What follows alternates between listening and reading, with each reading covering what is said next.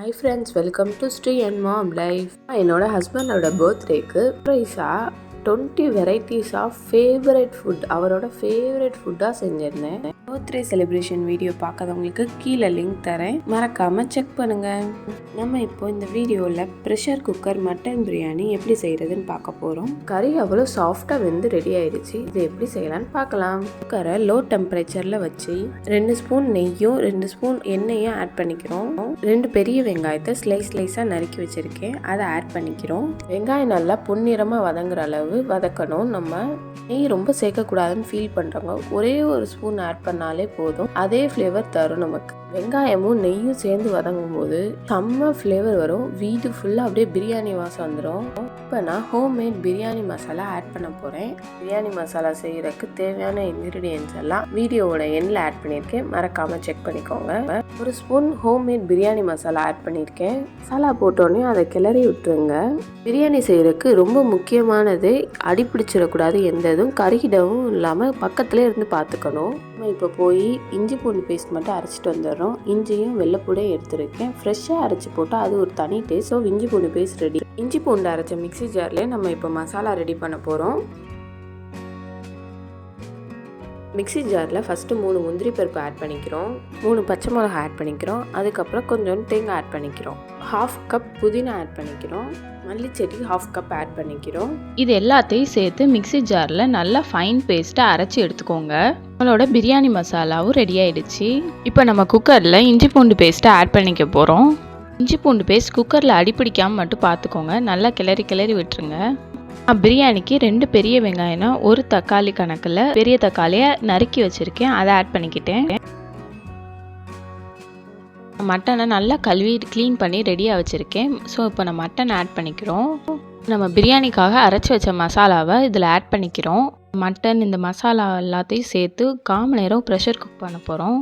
மட்டனுக்கும் சாதத்துக்கும் தேவையான அளவு இப்போ நம்ம உப்பு ஆட் பண்ணிக்கிறோம். இதை நம்ம 1/4 மணி நேரம் வேக வைக்க போகிறதுனால நிறைய தண்ணி ஊற்றி நல்லா மட்டன் முங்குற அளவு தண்ணி ஊற்றி வேக வைக்க போகிறோம். நேரம் நல்லா வெந்தால் தான் நம்மளோட மட்டன் நல்லா குக் ஆகும், ரொம்ப சாஃப்டாக இருக்கும். ஆஃப்டர் 15 மினிட்ஸ் கழித்து நான் இப்போ ஓப்பன் பண்ணிகிட்ருக்கேன். நம்ம பிரியாணியோட மசாலா கிரேவி சூப்பராக ரெடி ஆயிடுச்சு. நீங்களே பார்ப்பீங்க, கரெக்டாக பக்குவமாக இருக்குது. இது அப்படியே சப்பாத்திக்கு பூரிக்கு தொட்டு சாப்பிட சூப்பராக இருக்கும். கீழே அடிப்பிடிக்காமல் கரெக்டான பக்குவமாக வெந்திருக்கு. தக்காளி மட்டன் எல்லாமே சேர்ந்து சூப்பராக குக் ஆயிடுச்சு. இப்போ நம்ம அரிசி ரெடி பண்ண போகிறோம். என்னோடய ஹஸ்பண்டுக்கு தலைப்பக்கட்டி பிரியாணியில் வைக்கிற மாதிரி சீரக சம்பா ரைஸ் யூஸ் பண்ணால் ரொம்ப பிடிக்கும். சீரக சம்பா ரைஸ் அமேசான் இல்லை உங்களோட பக்கத்தில் இருக்க சூப்பர் மார்க்கெட்லேயே அவைலபிளாக இருக்கும். இந்த அரிசியே பிரியாணி ஃப்ளேவரில் நல்லா இருக்கும் ஸ்மெல்லே.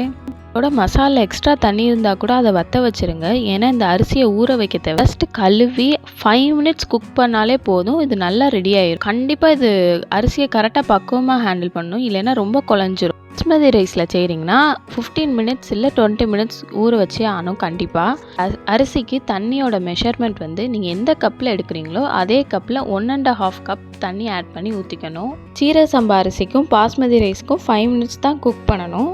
அரிசினால அதை பார்த்து கிளறுங்க, உடஞ்சிராமல் பார்த்துக்கோங்க. அரிசி பிரியாணியோட மசாலாவில் ஆட் பண்ண தண்ணியே செம்ம கலர்ஃபுல்லாக சூப்பராக இருக்குது. இப்போ இதோட நம்ம மல்லிச்செடியும் புதினாவும் குட்டி குட்டியாக நறுக்கி ஆட் பண்ணிக்கிறோம். இந்த ஸ்டெப்ஸ் எல்லாம் பண்ணுற வரை நான் அடுப்பை ரொம்ப சிம்மில் வச்சுருந்தேன். மல்லிச்செடி புதினா ஆட் பண்ணணும்னு நல்லா கிளறி விட்டுறேன். இந்நேரம் அடுப்பை நம்ம ஃபாஸ்ட்டில் வச்சுருந்தோம்னா தண்ணி வற்ற ஆரம்பிச்சிடும். நம்ம குக்கரை மூடி போட்டு 5 மினிட்ஸ் மட்டும் குக் பண்ணி இறக்க போகிறோம். ஸ்டீம் வந்தோடனே இப்போ விசில் போட போகிறோம். விசில் போட்டு 5 மினிட்ஸில் ஆஃப் பண்ணிடுறோம். ஸ்டீம் எல்லாம் போனோடனே நம்ம 5 மினிட்ஸில் ஓப்பன் பண்ணுறோம். பிரியாணி சூப்பராக வெந்திருக்கு, கீழே அடியும் பிடிக்காமல் எல்லாமே சூப்பராக பர்ஃபெக்டாக வெந்திருக்கு.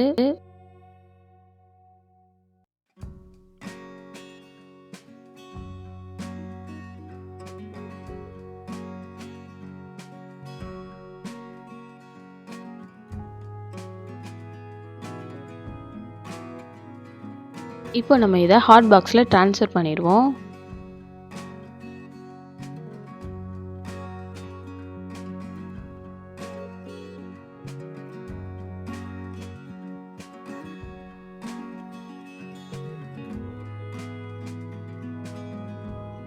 மட்டன் பீஸ் அவ்வளோ சாஃப்டாக சூப்பராக ரெடி ஆகிருக்கு. நம்ம தயிர் வெங்காயம் ரெடி பண்ண போகிறோம். பொடி பொடியாக 2 வெங்காயத்தை நல்லா நறுக்கி ஆட் பண்ணியிருக்கேன். வெங்காயம் நல்லா முங்குற அளவு தண்ணி ஊற்றி கொஞ்ச நேரம் ஊற வைக்கிறோம். இப்போ நம்ம வெங்காயத்தில் இருக்க தண்ணியெல்லாம் கீழே வடிகட்டிட்டு உப்பும் தயிரை ஆட் பண்ணிக்கிறோம். நல்லா கெட்டியான தயிரை ஆட் பண்ணிக்கிட்டால் இன்னும் சூப்பராக டேஸ்ட்டாக இருக்கும். வெங்காயத்தை இப்படி தண்ணியில் ஊற வைக்கிறனால நம்மளோட வெங்காயத்தில் இருக்க காட்டம் குறையும். மட்டன் சுக்கா வேணுங்கிறவங்க கீழே இருக்க லிங்கை செக் பண்ணிக்கோங்க. தேங்க்ஸ் ஃபார் வாட்சிங் த வீடியோ.